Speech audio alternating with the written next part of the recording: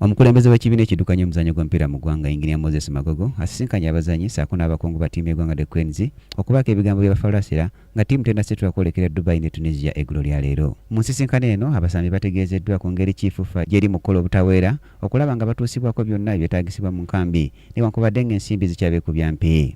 Nejje Bulyando kinakakasibwa obanga gavumenti yaweereza ensimbi obuwumbi bwa Uganda bonna mu obukadde 39 FUFA ze yabasaba okuteekateeka ttiimu obanga egenda kozesazaayo wabula FUFA ekakasiza nga ttiimu bwegenda okusitula eggulo lya leero.